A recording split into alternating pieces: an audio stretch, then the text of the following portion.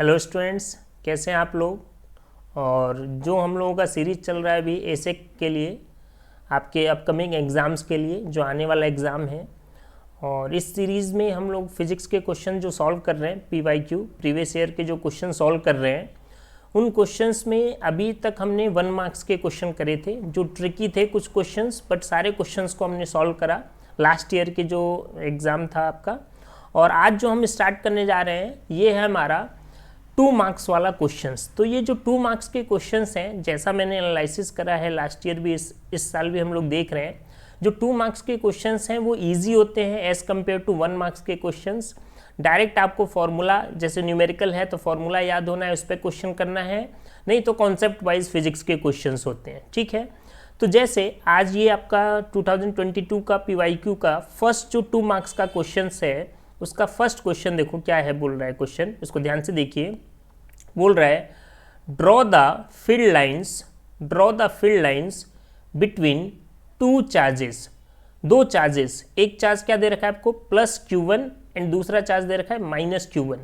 When another charge +Q is placed between them in a straight line. ठीक है, तो आपको इलेक्ट्रिक फील्ड लाइंस के बारे में पूछ रहे हैं। तो सबसे पहले देखो क्या होता है इलेक्ट्रिक फील्ड लाइंस। देखो पहले इसको समझ लो, क्योंकि इससे रिलेटेड, इलेक्ट्रिक फील्ड लाइन से रिलेटेड किसी भी टाइप का क्वेश्चन आ सकता है। तो मैं पूरा एक्सप्लेन कर देता हूँ आपको कि जो इलेक्ट्रिक फील्ड लाइंस होती हैं, इलेक्ट्रिक फील्ड लाइंस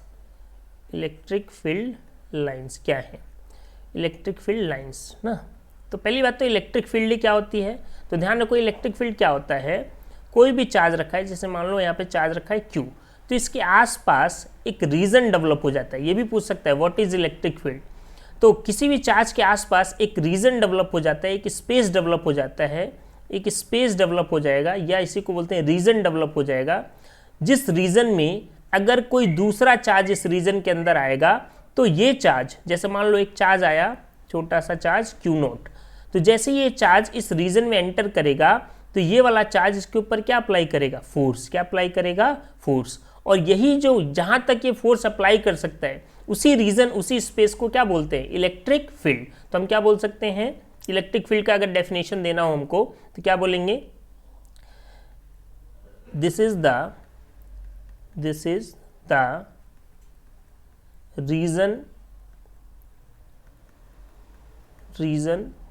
और space around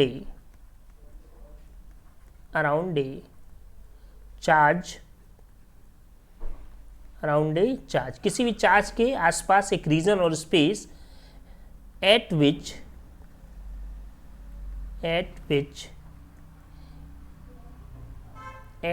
या ऐसे बोल सकते हैं in which if any other charge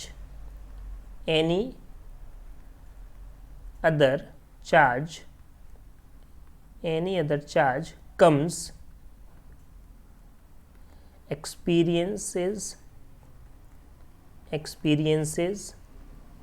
force. क्या एक्सपीरियंस करेगा, फोर्स एक्सपीरियंस करेगा। और ये रीजन को ही इलेक्ट्रिक फील्ड बोलते हैं।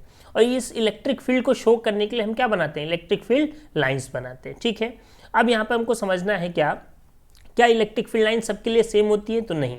इलेक्ट्रिक फील्ड लाइंस देखो पॉजिटिव चार्ज के लिए, अगर हम पॉजिटिव चार्ज की बात करें, पॉजिटिव चार्ज के लिए, तो पॉजिटिव चार्ज के लिए इलेक्ट्रिक फील्ड लाइन हमेशा कैसे, रेडियली आउटवर्ड लेते हैं। कैसा लेते हैं, रेडियली आउटवर्ड डायरेक्शन में, स्ट्रेट, सिंगल चार्ज की वजह से, ध्यान रखना, रेडियली आउटवर्ड लेंगे। ठीक है, किसकी वजह से, पॉजिटिव चार्ज की वजह से। क्या बोलते हैं इसको, रेडियली आउटवर्ड डायरेक्शन में, आउटवर्ड डायरेक्शन। क्लियर है बात।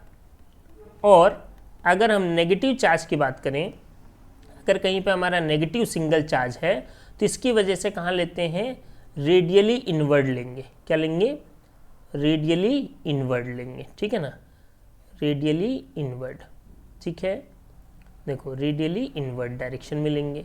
बात समझ में आई। अगर अकेला सिंगल पॉजिटिव चार्ज है तो उसके लिए कहाँ लेते हैं, रेडियली आउटवर्ड डायरेक्शन में, और अकेला अगर नेगेटिव चार्ज है तो उसके लिए कहाँ लेंगे, इनवर्ड डायरेक्शन में। कहाँ लेंगे, इनवर्ड। ठीक है, अब अगर एक पॉजिटिव और एक नेगेटिव हो तो क्या होगा, देखो अगर एक चार्ज क्या हो पॉजिटिव और एक ही लाइन पे रखा हो, ये कोई भी क्वेश्चन पूछा जा सकता है इसमें से ना, और एक चार्ज कैसा हो नेगेटिव, तो हमको पता है देखो पॉजिटिव चार्ज की वजह से इलेक्ट्रिक फील्ड लाइन हमेशा वहाँ से निकलती हैं और नेगेटिव चार्ज में इलेक्ट्रिक फील्ड लाइन एंड होती हैं।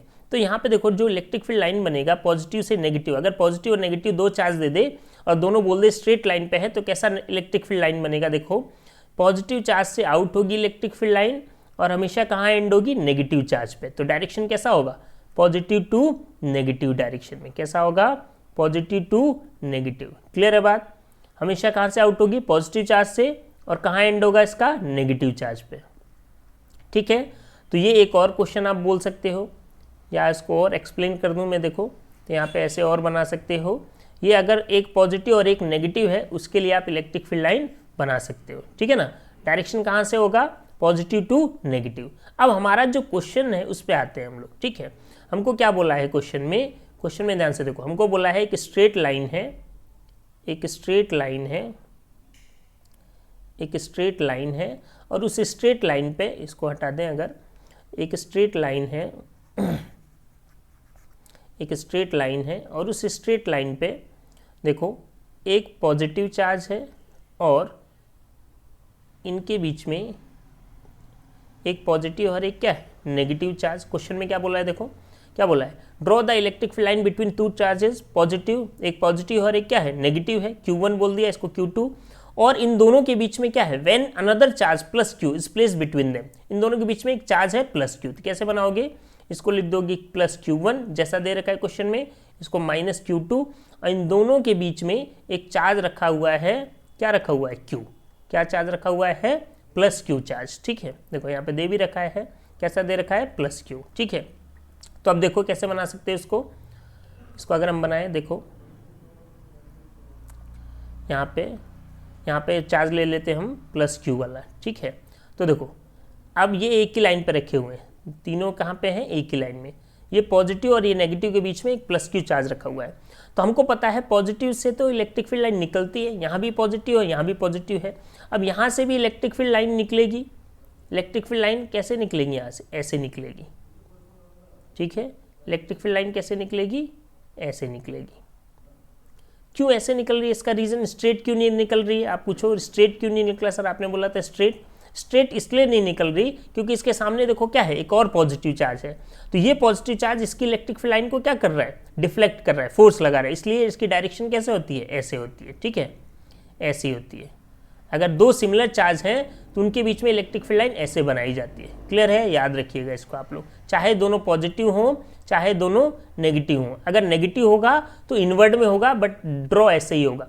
ऐसे ही यहाँ पे देखो, यहाँ पे भी इसको ये पॉजिटिव चार्ज इसको रिपेल करेगा, अब ये पॉजिटिव और ये नेगेटिव के बीच में कैसा होगा, तो देखो यहाँ से तो इलेक्ट्रिक फील्ड लाइन आई, इसने इसको क्या करा, इसने इसको फोर्स लगाया और फोर्स लगा के इसने इसको क्या करा रिपेल करा, बट ये नेगेटिव वाले चार्ज ने इसको क्या कर लिया अट्रैक्ट कर लिया, तो देखो ऐसा हो जाएगा, नेगेटिव वाले चार्ज ने क्या कर लिया अट्रैक्ट, पॉजिटिव और नेगेटिव के बीच में तो कैसा होता है अट्रैक्शन का होता है ना, तो यहाँ तो ये अट्रैक्ट हो गया। ठीक है, यहाँ पे देखो ये अट्रैक्ट हो गया, यहाँ पे ऐसे बना दे तो यहाँ पे ऐसे आ रही है इलेक्ट्रिक फील्ड लाइन, और यहाँ पे ये देखो ये इलेक्ट्रिक फील्ड लाइन रिपेल कर रही है इसके इस वाले से, फर्स्ट वाले पॉजिटिव चार्ज से ये इलेक्ट्रिक फील्ड लाइन क्या करेगी रिपेल करेगी, क्या करेगी रिपेल ना, और यहाँ पे क्या होगा एक न्यूट्रल रीजन होगा, जैसे जैसे यहाँ पे पहुँचेंगी दोनों इलेक्ट्रिक फील्ड लाइन एक दूसरे को क्या कर देंगी कैंसिल, क्या कर देंगी कैंसिल ना, क्योंकि भाई दोनों एक दूसरे को रिपेल कर रही हैं, इसके आगे ना तो इसकी इलेक्ट्रिक फील्ड लाइन जाएगी ना इसकी इलेक्ट्रिक फील्ड, मैक्सिमम कहाँ तक जा सकती है ऐसे जाके स्ट्रेट हो जाएगी, ये भी ऐसे जाके स्ट्रेट हो जाएगी ना, ये भी यहाँ से जाके स्ट्रेट हो जाएगी। क्लियर है, ये भी यहाँ से जाके क्या हो जाएगी स्ट्रेट, और ये रीजन क्या कहलाएगा न्यूट्रल रीजन, क्या कहलाएगा न्यूट्रल रीजन कहलाएगा। समझ में आया सबको, तो देखो फिर से देखो क्या था question, draw the field line between two charges plus Q1 minus Q1 when another plus Q charges place between them in straight line. ठीक है, सबसे पहले इलेक्ट्रिक फील्ड क्या होता है मैंने बताया, कोई भी चार्ज के आसपास एक रीजन डेवलप होता है, जिस रीजन में अगर कोई दूसरा चार्ज आया तो उसके ऊपर क्या अप्लाई होगा फोर्स अप्लाई होगा, उसी रीजन को क्या बोलते हैं इलेक्ट्रिक फील्ड। ठीक है, अब इलेक्ट्रिक फील्ड कैसा होता है, तो देखो कोई भी क्वेश्चन आए इससे आप कर सकते हो, अगर पॉजिटिव चार्ज है सिंगल अकेला पॉजिटिव चार्ज है तो उसकी वजह से इलेक्ट्रिक फील्ड क्या होता है स्ट्रेट होता है, और रेडियली आउटवर्ड डायरेक्शन में लेते हैं, ठीक है। और नेगेटिव चार्ज होगा तो स्ट्रेट होगा रेडियली इनवर्ड डायरेक्शन में, ठीक है। अब अगर दो चार्ज होंगे तो देखो, दो चार्ज होगा तो या तो उनके बीच में अट्रैक्शन होगा या रिपल्सन। तो अट्रैक्शन और रिपल्सन के केस में ये कर्व टाइप का होता है, जैसे एक पॉजिटिव और एक नेगेटिव होगा तो पॉजिटिव से निकलती है हमेशा इलेक्ट्रिक फील्ड लाइन और कहाँ एंड होती है, नेगेटिव पे, ठीक है। अब जो हमारा क्वेश्चन था उसमें क्या बोला था, एक पॉजिटिव लेने को बोला था, एक नेगेटिव, और उनके बीच में एक पॉजिटिव चार्ज लेने को बोला था, ठीक है। तो देखो यहाँ से कर्व, दो चार्ज हो गए ना तो इनके बीच में कर्व होगा। अब यहाँ पे देखो क्या हो रहा है, ये पॉजिटिव वाला है तो इसलिए आउटवर्ड जा रहा है, बट कैसा जा रहा है, कर्व शेप में जा रहा है। इसका रीजन क्या है, यहाँ पे जो उसके पास वाला पॉजिटिव चार्ज है ये इसको क्या कर रहा है, रिपेल कर रहा है, जबकि दूसरे साइड जो चार्ज है वो नेगेटिव चार्ज है और ये इसको क्या कर ले रहा है, अट्रैक्ट कर ले रहा है। क्लियर है, तो ये आपका ड्रॉइंग हो जाएगा फर्स्ट क्वेश्चन का, ठीक है, 2 मार्क्स का ना।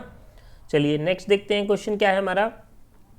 नेक्स्ट क्वेश्चन भी सेम फर्स्ट चैप्टर से ही है और क्या बोल रहा है क्वेश्चन में, देखिए बोल रहा है calculate the electrical force between 2 1 coulomb charge placed 100 centimetre apart. और यहाँ पे आपको परमिटिविटी, ये एप्सिलॉन नॉट क्या होता है, परमिटिविटी की वैल्यू दे रखी है, ठीक है। Mention two smaller unit of coulomb की 2 स्मॉलर यूनिट आपको बतानी है, ठीक है, साथ में हाफ मार्क्स का ये है। क्लियर है, बहुत सिंपल क्वेश्चन है, ये फर्स्ट चैप्टर से ही आपका क्वेश्चन है। और ये किस पे है, देखो जब भी 2 चार्ज पास में होते हैं, जैसे मैं बता देता हूँ, मान लो कोई भी 2 चार्ज, हम मान लो एक पॉजिटिव ले लिया और इसके साथ ही एक और पॉजिटिव चार्ज ले लिया, ठीक है, या 2 नेगेटिव भी ले सकते हो, और इनके बीच में मान लो क्या है, एक डिस्टेंस r। तो कूलम्ब जो साइंटिस्ट थे उन्होंने क्या बोला, कोई भी 2 चार्ज अगर हैं तो वो आपस में क्या करते हैं, इंटरेक्शन करते हैं। या तो जैसे देखो 2 अगर पॉजिटिव चार्ज हैं तो वो दोनों एक दूसरे को क्या करेंगे, रिपेल करने लग जाएंगे, और अगर एक पॉजिटिव एक नेगेटिव है तो वो दोनों एक दूसरे को क्या करेंगे, अट्रैक्ट करेंगे। या दोनों नेगेटिव हो तो वो दोनों भी एक दूसरे को क्या करेंगे, रिपेल करेंगे। तो इसमें कहानी ये है कि अगर सिमिलर चार्ज होंगे तो सिमिलर चार्ज हमेशा एक दूसरे को क्या करेंगे, रिपेल करेंगे, जबकि अपोजिट चार्ज अगर होंगे तो वो एक दूसरे को हमेशा क्या करेंगे, अट्रैक्ट। तो न्यूटन ने क्या बोला, जब भी 2 चार्ज पास में आते हैं तो उनके बीच में इंटरेक्शन होता है, उनके बीच में एक फोर्स डेवलप होता है, और उसी फोर्स को क्या बोला जाता है, इलेक्ट्रोस्टैटिक फोर्स। इन दोनों चार्जेस के बीच में एक फोर्स डेवलप होगा और उस फोर्स का उन्होंने क्या नाम रखा, इलेक्ट्रोस्टैटिक फोर्स। क्या नाम रखा, electrostatic force.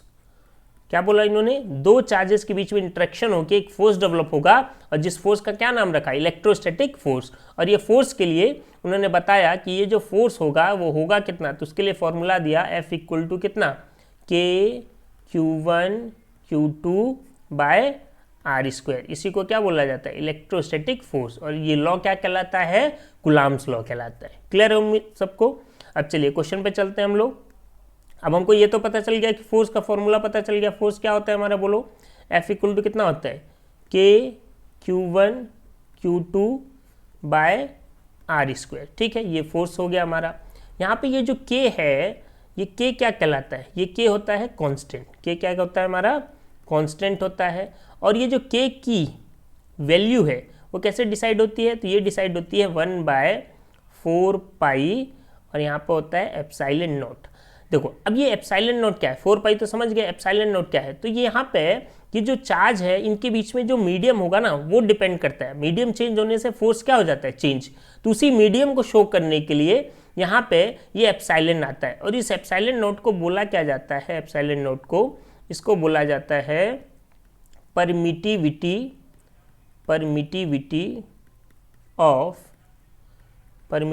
Of free space. क्या बोला जाता है, परमिटिविटी ऑफ फ्री स्पेस। और इसकी आपको वैल्यू दे के रखता है एग्जाम में।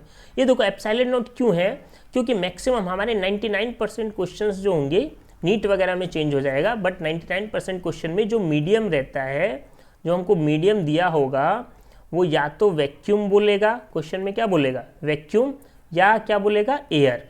और नहीं भी दिया तो आपको यहाँ पे डायरेक्ट क्या बोल दिया था, एप्सिलॉन नॉट। तो आपको समझ जाना है कि मीडियम क्या है, वैक्यूम और एयर। उसके लिए एप्सिलॉन नॉट की वैल्यू देखो ये फिक्स होती है। ठीक है, ये वैल्यू एप्सिलॉन नॉट की वैल्यू क्या है, फिक्स। इसको आपको जरूरत भी नहीं पड़ेगी, बाई चांस जरूरत पड़े तो यूज़ करना है। तो देखो यहाँ पे 1 की वैल्यू पता है, 4 पाई पता है, एप्सिलॉन नॉट आपको दे रखा है। ये सारी वैल्यू ऑटोमेटिक सॉल्व होके ये हमको पता ही है। और इसकी वैल्यू हमको क्या याद रखनी है, 9 इंटू 10 टू द पावर 9। तो न्यूमेरिकल में हमेशा k की वैल्यू क्या लेनी है, 9 इंटू 10 टू द पावर 9। ये सब कुछ सॉल्व होके क्या देता है हमको, 9 इंटू 10 टू द पावर 9 देता है। क्लियर है सबको, यहाँ तक समझ में आ गया। अगर ये परमिटिविटी बाई चांस नीट वगैरह में चेंज होता है, आपके बोर्ड एग्जामिनेशन में चेंज नहीं होता, वैक्यूम और एयर की जगह अगर कोई दूसरा मीडियम दे दे तो यहाँ पे ये परमिटिविटी क्या हो जाती है, चेंज हो जाती है, तब जाके k की वैल्यू चेंज होगी ना। बट मैक्सिमम 99% बोल रहा हूँ ना, क्वेश्चंस में क्या होगा हमारा, एप्सिलॉन नॉट होगा, और ये सॉल्व होकर हमेशा हमको क्या आंसर देगा, 9 इंटू 10 टू द पावर 9 देगा। ठीक है, तो चलो क्वेश्चन पे आते हैं। क्वेश्चन में क्या बोला था, देखो अभी calculate the electric force between 2 1 coulomb charge, मतलब कितने चार्ज हैं, 2 1 कूलम चार्ज हैं, उनके बीच में 100 सेंटीमीटर का डिस्टेंस है। तो चलो बना देता हूँ। एक है यहाँ पे चार्ज 1 कूलम और एक और चार्ज है यहाँ पे 1 कूलम, इनके बीच में कितना है 100 सेंटीमीटर। जैसे देखो बहुत इजी क्वेश्चन है, क्यों, क्योंकि 100 सेंटीमीटर जो है किसके इक्वल होता है हमारा, बोलो 1 मीटर के। 1 मीटर कितना होता है 100 सेंटीमीटर, या तो 100 सेंटीमीटर बोल दो या 1 मीटर बोल दो इसको। ठीक है, तो फोर्स का वैल्यू अगर फॉर्मूला लगाएं तो फोर्स का फॉर्मूला क्या होता है, बोलो हमारा k q1 q2 by r square. तो k की वैल्यू एयर एप्सिलॉन नॉट है तो डायरेक्ट रख देंगे 9 इंटू कितना 10 टू द पावर 9। q1 कितना होगा इसमें, q1 1 कूलम चार्ज है तो 1 लेना है, q2 भी 1 कूलम चार्ज है तो 1 लेना है, और डिवाइडेड बाय क्या है आर स्क्वायर। तो सेंटीमीटर में नहीं, ध्यान रखना हमेशा फोर्स किस में निकालते हैं, मीटर में। अगर सेंटीमीटर में होगा भी तो उसको मीटर में चेंज करना है ना। एक तरीका होता है कि सेंटीमीटर में अगर दिया है तो आप उसमें किससे मल्टीप्लाई कर दो, 10 की पावर -2 से मल्टीप्लाई कर दो। बट यहाँ तो सीधा सीधा दिया था कितना 100 सेंटीमीटर, तो 100 सेंटीमीटर किसके इक्वल होता है 1 मीटर के ना। यहाँ पे कुछ करने की जरूरत ही नहीं है, यहाँ पे क्या लिख दोगे 1 का स्क्वायर, तो 1 का स्क्वायर तो 1 ही होता है, तो आंसर कितना आ जाएगा 9 into 10 to the power 9। 1 into 1 1 होगा, ठीक है, और नीचे भी 1 ही आएगा, 1 का स्क्वायर 1 1 तो कोई मतलब है नहीं। तो जो फोर्स आएगा यहाँ पे वो कितना आएगा 9 इंटू 10 टू द पावर 9, और यूनिट क्या होगा फोर्स का, न्यूटन। क्या होगा, न्यूटन। क्लियर है सबको। चलिए अब इसमें देखो एक क्वेश्चन और पूछा था, बहुत सिंपल था क्वेश्चन ये, आगे पूछा था हमसे, ये तो 1 मार्क्स का हो गया। गिवन इतना दे रखा है, mention 2 smaller unit of coulomb, charge की 2 स्मॉलर यूनिट बताओ। ठीक है, चार्ज की 2 स्मॉलर यूनिट बताइए, आपको ये पूछा है। तो चलो चार्ज की 2 smaller unit of charge, smaller unit of charge, smaller unit of charge ना, स्मॉलर यूनिट ऑफ चार्ज की क्या होगी, तो चार्ज की एक, चार्ज को डिनोट किससे करते हैं, Q, या तो ऐसा वाला Q होता है या ऐसा Q प्लस या माइनस जो भी हो, ऐसा Q होता है। और चार्ज की यूनिट क्या यूज़ करते हैं हम, कूलम यूज़ करते हैं। क्या यूज़ करते हैं, कूलम। ये तो SI यूनिट है, कौन सी यूनिट है, SI यूनिट। ठीक है, और भी एक स्मॉलर यूनिट हम यूज़ करते हैं जिसको बोलते हैं माइक्रोकूलम। क्या बोला जाता है, माइक्रोकूलम ना, माइक्रोकूलम। माइक्रोकूलम क्या होता है, उसको बोलते हैं म्यू सी। माइक्रोकूलम का मतलब कितना होता है 10 की पावर -6 कूलम। कितना होता है 10 की पावर -6 कूलम ना। एक होता है नैनोकूलम। क्या होता है, नैनोकूलम। नैनोकूलम कितना होता है हमारा NC, इसका मतलब क्या हो जाएगा 10 की पावर -9 कूलम। ठीक है, तो ये स्मॉलर यूनिट है। मैक्सिमम आपको या तो माइक्रोकूलम में मिलता है या जनरली कूलम में मिलता है। ठीक है, सबको समझ में आया न्यूमेरिकल। अच्छा, इसी न्यूमेरिकल में एक चीज़ और मैं आपको बता देता हूँ। बाई चांस यहाँ पे क्वेश्चन में, सेम क्वेश्चन में आपसे पूछता कि भाई इसकी डायरेक्शन बताओ, तो डायरेक्शन भी ध्यान रखना है। मैंने बोला ना 2 सिमिलर अगर चार्ज होंगे, 2 सिमिलर चार्ज होंगे, आपको देखना है उनकी सिमिलर चार्ज अगर होगा, 2 सिमिलर चार्जेस के बीच में कैसा होगा, रिपल्सन होगा। कैसा होगा, रिपल्सन। ठीक है, जैसे यहाँ पे क्या था, दोनों 1 कूलम चार्ज थे, पॉजिटिव नहीं दिया कुछ तो क्या मानते हैं, पॉजिटिव। तो ये भी पूछ सकता था कि कैसा उनका फोर्स कैसा होगा, उनके बीच में जो फोर्स लगेगा वो कैसा होगा, रिपल्सन का होगा। कैसा होगा, रिपल्सन का। और अगर 2 अपोजिट चार्ज हो, 2 अपोजिट चार्ज हो तो उनके बीच में जो फोर्स होगा वो कैसा होगा, अट्रैक्शन का होगा। कैसा होगा, अट्रैक्शन का। क्लियर है, तो ये आपका क्वेश्चन हो गया ना। अच्छा, यहाँ से एक चीज़ और पूछी जाती है कभी कभी, एप्सिलॉन नॉट। ये जो एप्सिलॉन नॉट है ना, थोड़ा सा पेपर अगर टफ है तो एप्सिलॉन नॉट देखो, जैसे यहाँ तो दे रखा है, इसकी यूनिट भी दे रखा है ना, डायमेंशनल फार्मूला भी पूछ के रखता है, तो डायमेंशनल फार्मूला भी आप पढ़ के जाइए इसका ना, 1 मार्क्स में पूछ लेता है कभी कभी डायमेंशनल फार्मूला, ठीक है। तो डायमेंशनल फार्मूला इसका निकाल के जाइए। एक चीज़ और मैं बता देता हूँ, इसी से रिलेटेड क्वेश्चन जो 2 मार्क्स का आता है, क्या होता है देखो, उसमें बोलता है कि अगर जैसे सपोज दैट, देखो अलग चीज़ है, ये दोनों न्यूमेरिकल से अलग बात बता रहा हूँ। देखो मान लो कोई चार्ज बोल रहा है कि एक चार्ज यहाँ पे रखा है Q और एक चार्ज यहाँ पे रखा है -Q ना, और इनके बीच में मान लो क्या बोल रहा है, एयर है, क्या है, एयर, और बोल रहा है कि इनके बीच में जो फोर्स लगेगा, डेफिनेटली लगेगा। तो यहाँ पे बोल रहा है कि इनके बीच में फोर्स कितना लग रहा है, F लग रहा है, कितना लग रहा है, F, ठीक है। अब अगर बोले कि इफ, देखो ध्यान से, अच्छा क्वेश्चन है, नीट वगैरह में भी आता है और आप लोगों को भी पेपर में आ सकता है ना, क्या बोले, तो अगर एयर होगा तब तो मान लो बोल दिया फॉर्मूला, 2 चार्ज रखे हुए हैं, इनके बीच में क्या है, एयर, तो फोर्स कितना लगा, F। इसी में सेम बोल दिया, इफ ए डाइलेक्ट्रिक कांस्टेंट, या देखो वर्ड ध्यान से देखो, इफ ए डाइलेक्ट्रिक कांस्टेंट के इंसर्टेड, ये वाला के अलग के है, पहले वाला के नहीं, ठीक है, डाइलेक्ट्रिक कांस्टेंट है, inserted between two charges, then तो देखो जब भी एक डाइलेक्ट्रिक कांस्टेंट इनके बीच में आएगा ना, तो खुद सोचो, जब एयर होगा तो सबसे ज़्यादा अट्रैक्शन और सबसे ज़्यादा रिपल्सन होगा, जैसे ही डाइलेक्ट्रिक कांस्टेंट आएगा तो जो फोर्स होगा वो क्या हो जाएगा, कम हो जाएगा ना, देन फोर्स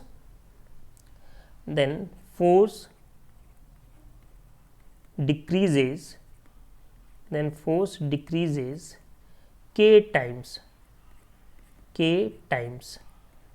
बात समझे, फोर्स डिक्रीज हो जाएगा। जो नया फोर्स होगा जब ये इंसर्ट हो जाएगा तो उसमें आपको कुछ नहीं करना, जो एयर के साथ फोर्स है उसको डिवाइडेड बाय क्या कर दो, के, बट ये के दूसरा है, ध्यान रखना, ये के कौन सा है, डाइलेक्ट्रिक कांस्टेंट है, क्या है, डाइलेक्ट्रिक कांस्टेंट वाला है, 9 × 10⁹ नहीं है, वो अलग चीज़ है ना, ये डाइलेक्ट्रिक कांस्टेंट है। क्लियर है सबको?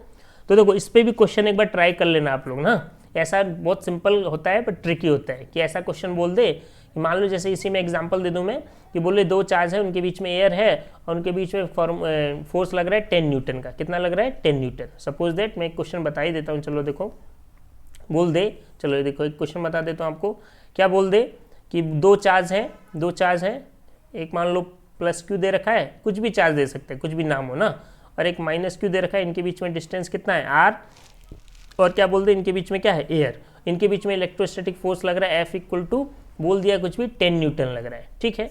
और बोला कि अगर इन्हीं दोनों चार्जेस के बीच में, इन्हीं दोनों सेम चार्जेस के बीच में ऐसा ही क्वेश्चन देगा, एक डाइलेक्ट्रिक कांस्टेंट डाल दिया। डाइलेक्ट्रिक कांस्टेंट क्या होता है, प्लास्टिक डाल दो, कागज डाल दो, कुछ डाल दो, जिसका डाइलेक्ट्रिक कांस्टेंट, डाइलेक्ट्रिक मीडियम बोलते हैं इसको, डाइलेक्ट्रिक मीडियम डाल दिया, प्लास्टिक हो सकता है, बैग हो सकता है, कुछ भी ना, और इसका बोल दिया कांस्टेंट ये कितना है, 5 या 4। Then what is the new force, मतलब न्यू फोर्स क्या होगा, न्यू फोर्स पूछ सकता है कि न्यू फोर्स अभी क्या हो जाएगा। तो देखो एक बात तो दिमाग में रखना कि जैसे ही डाइलेक्ट्रिक कांस्टेंट आएगा तो जो न्यू फोर्स है वो कम हो जाएगा। क्यों कम हो जाएगा, उसका रीजन मैंने बताया, जब एयर होगा तो चार्ज आराम से एक दूसरे को अट्रैक्ट कर सकेंगे और एक दूसरे को रिपेल कर सकेंगे, बट जैसे उनके बीच में कोई प्लास्टिक डाल दोगे, कागज डाल दोगे, तो दोनों चार्ज के बीच में अट्रैक्शन और रिपल्सन कम हो जाएगा ना, तो फोर्स डिक्रीज हो जाएगा। तो फोर्स जो डिक्रीज होता है कितना टाइम्स होता है, k टाइम्स, मैंने बताया। तो फॉर्मूला क्या है, क्या है फॉर्मूला, F/k, जो भी डाइलेक्ट्रिक कांस्टेंट है उससे डिवाइड कर दो, बात खत्म। तो F' जो न्यू फोर्स होगा, F' क्या माना है, न्यू फोर्स, वो कितना हो जाएगा 10, और डाइलेक्ट्रिक कांस्टेंट कितना है हमारा 4, तो 4 से डिवाइड कर दूं कितना आ जाएगा 5/2, और डिवाइड कर दूं इसको तो कितना आ जाएगा 2.5 न्यूटन। तो देखो जब एयर था तब तो फोर्स कितना आ रहा था 10 न्यूटन, बट जैसे ही डाइलेक्ट्रिक कांस्टेंट डाला फोर्स की वैल्यू क्या हो गई, कम हो गई, 2.5 न्यूटन हो गया। ये तो जस्ट एग्जांपल दिया है, बट ऐसा क्वेश्चन आ सकता है, ध्यान रखना, अच्छे से पढ़ के जाना इसको, ठीक है ना।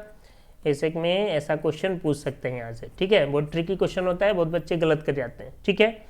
तो उम्मीद करता हूँ आपको समझ में आया है दोनों न्यूमेरिकल और ये टॉपिक, ये एक ही चैप्टर से टॉपिक था, इलेक्ट्रिक फील्ड और आपके चार्जेस से, ठीक है। ये चैप्टर में कूलाम्स लॉ भी बहुत इंपॉर्टेंट है, ध्यान रखना। तो अगर किसी बच्चे को कुलाम्स लॉ में डाउट है या इलेक्ट्रिक फ्लक्स वाले न्यूमेरिकल में डाउट है तो आप प्लीज़ कमेंट बॉक्स में लिख के बताइए, उसका एक अलग से वीडियो आएगा कि कुलाम्स लॉ कैसे यूज़ करना है, ठीक है। क्योंकि कुलाम्स लॉ के जो डेरिवेशन है, कुलाम्स लॉ के साथ साथ गॉस लॉ के साथ, गॉस लॉ बहुत इंपॉर्टेंट है, और गॉस लॉ के जो डेरिवेशन है, 3 डेरिवेशन है आपके सिलेबस में, उन तीनों में से एक डेरिवेशन 100% आपको एग्जाम में देता है, ठीक है। तो न्यूमेरिकल का एक और पोर्शन है आपका इलेक्ट्रिक फ्लक्स, और दूसरा जो है गॉस थ्योरम। गॉस थ्योरम क्या होता है और उसके 3 एप्लीकेशन है, तो तीनों एप्लीकेशन में से किसी एक एप्लीकेशन का डेरिवेशन आपसे एग्जाम में पूछा जा सकता है, ठीक है। तो अगर आप लोगों को उसमें प्रॉब्लम हो तो आप कमेंट बॉक्स में ज़रूर लिखिए। और आज के लिए इतना ही, फिर मिलते हैं नए क्वेश्चंस के साथ। Thank you.